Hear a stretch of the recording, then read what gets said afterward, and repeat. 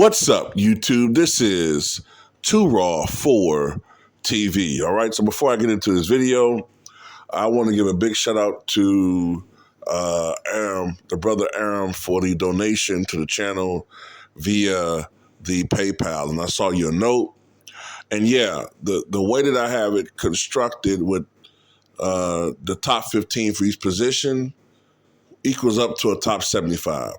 I've just never been comfortable doing like a traditional 1 to 50 list. I could do a top 10, top 20, but I tend to prefer doing it by position. You know, it's easier for me to sort of list the players.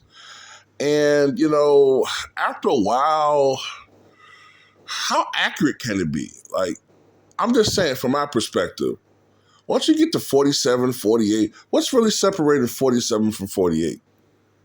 You know, can you really put 48 in front of 47? You know, but anyway, shout out to you for showing love to the channel once again.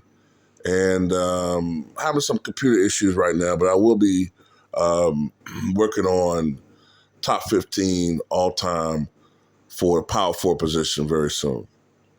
So I want to talk about Nikola Jokic. And there's definitely a case for him to be the MVP for a third consecutive season. The Denver Nuggets have the best record in the Western Conference.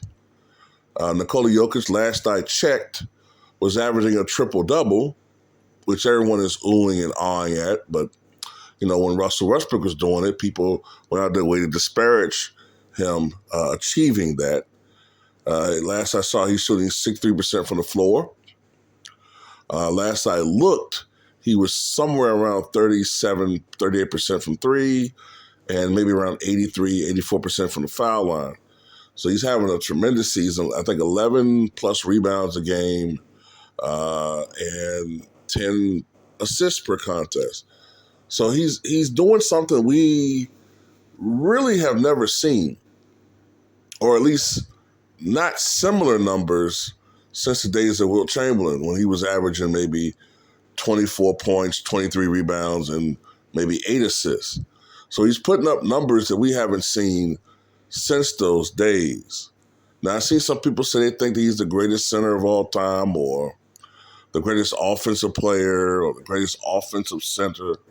The only thing I have to say about that is sometimes context matters.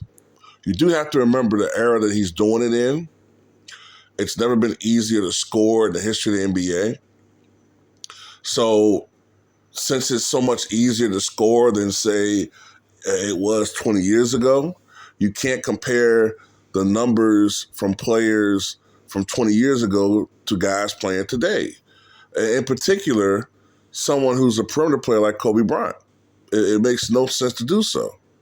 Why would you compare the offensive production of a shooting guard from 2003, when it was much more difficult to score, far less spacing, you know what I'm saying, less three-pointers made and attempted, more emphasis on mid-range.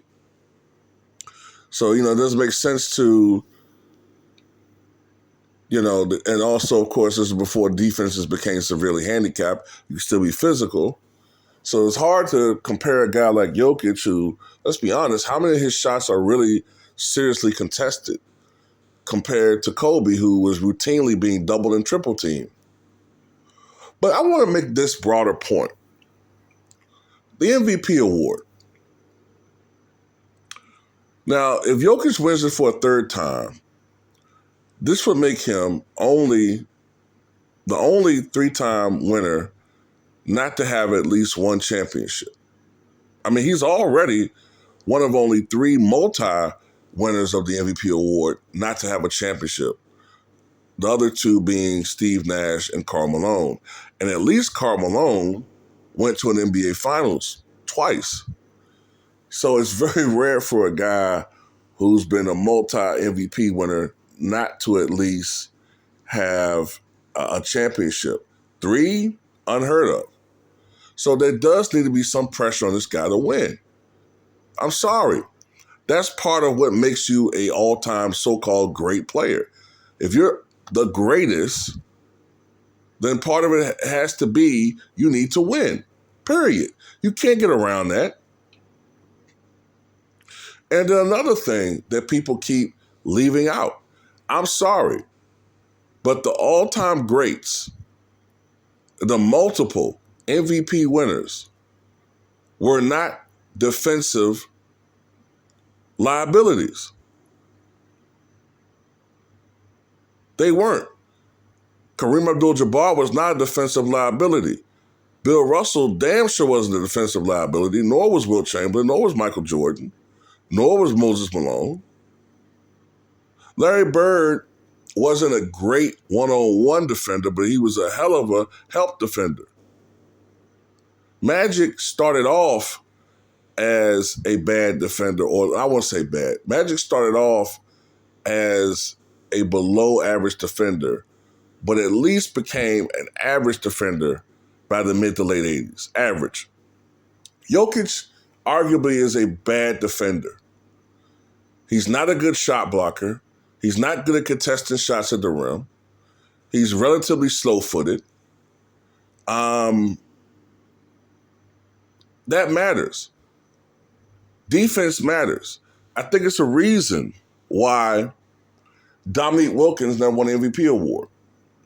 It's a reason why Alex English and Adrian Dantley were never seriously considered MVP winners.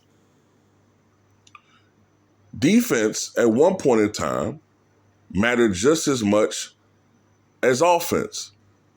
But because of brainwashing, everyone cares about offense, offense, offense, offense, offense, offense.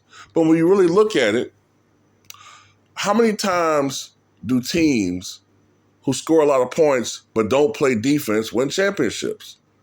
It never happens.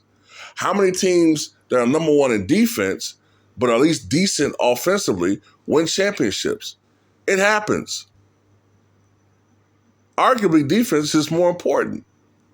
So at the end of the day, you know, Jokic is phenomenal, but I mean, this guy has to do something other than put up numbers to be in that great pantheon.